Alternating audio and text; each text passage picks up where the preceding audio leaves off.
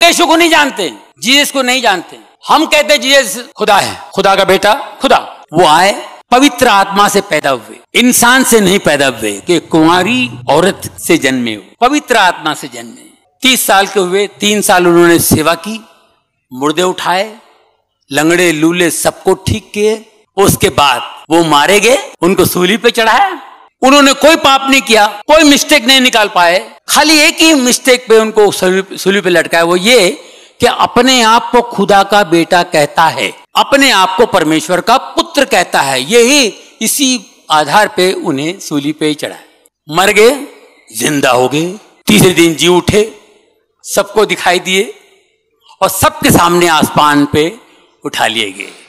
जो यीशु को नहीं जानता है पूरी दुनिया में, वो किसी भी धर्म का हो, किसी भी रिलीजन का हो, कहीं का भी हो, जो नहीं जानता है वो भी जीसस की बात करता है।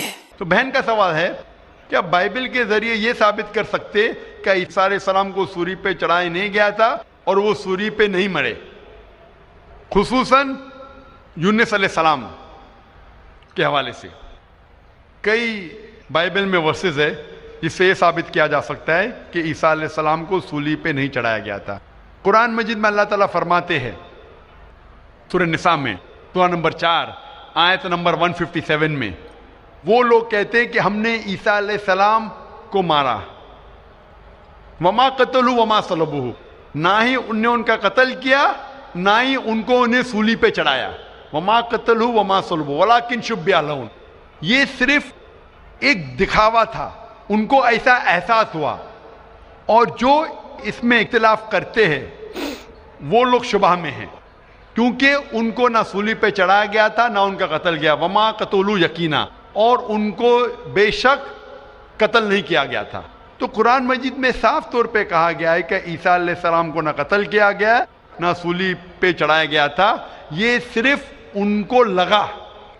और जो कोई इसमें इख्तिलाफ करता है वो शुबा में है, वलाकिन शुब्बिहा लहुम, क्योंकि ईसा अलैहिस्सलाम को न सूली पे चढ़ाया गया ना कत्ल किया गया।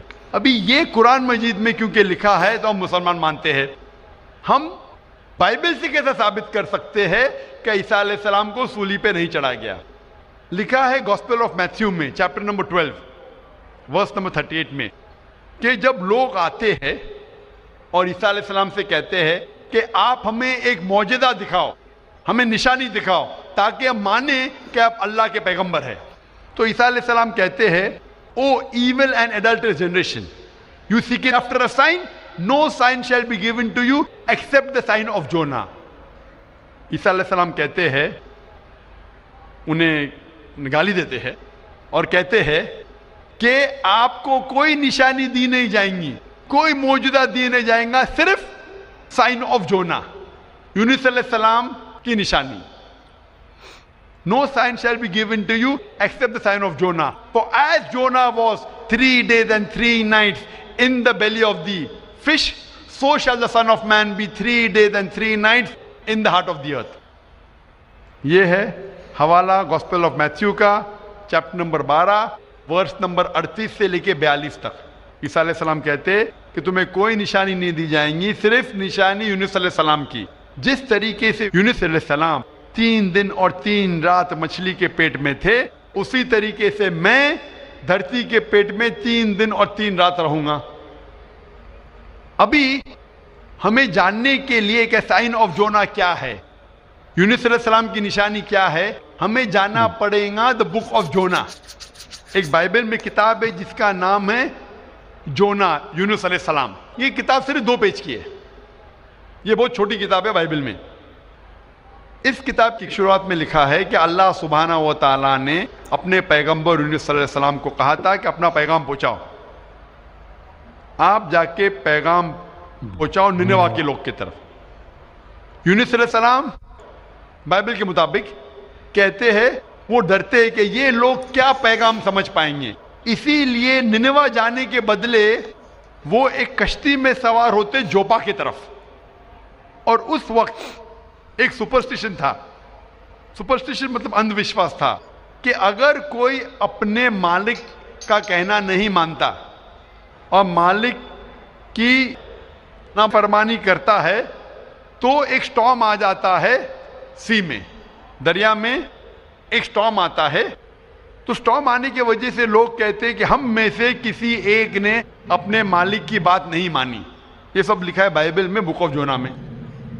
यूनुस अलैहिस्सलाम क्योंकि अल्लाह सुब्हानहू तआला के पैगंबर थे, बाइबल में लिखा है कि उन्होंने बात मान ली और कहा कि मैं अपनी मालिक का कहना नहीं मान रहा हूं और निनेवा के बदले जोपा जा रहा हूं, तो मेरी वजह से ये स्टॉर्म आया।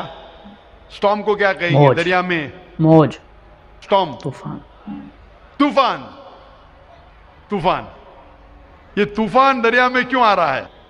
कि तूफान यूनुस सलाम कहते कि मेरी वजह से आ रहा है, क्योंकि मैं मेरे मालिक की बात नहीं मान रहा हूं। और उस वक्त ये अंधविश्वास था, सुपरस्टिशन था कि जो मालिक की बात नहीं मानेगा उसको दरिया में फेंकेंगे तो तूफान खत्म हो जाएगा।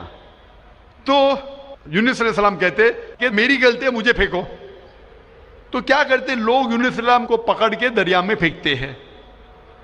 तो मुझे ये पूछना है कि यूनुस अलैहिस्सलाम को जब दरिया में फेंकते हैं, बाइबल में लिखा है, तो यूनुस अलैहिस्सलाम जिंदा थे या मुर्दा थे?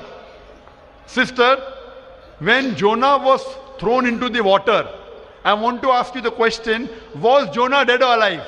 He was alive. He was alive, जिंदा थे। माशाल्लाह सही फरमा रही है।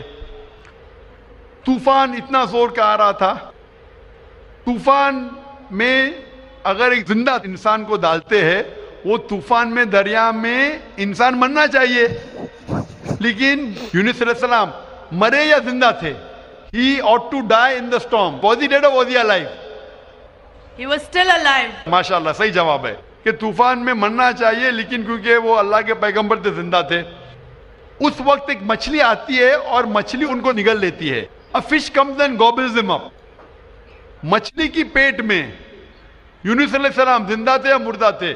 In the belly of the fish, was Jonah dead or alive? He was alive. He was alive. वो जिंदा थे।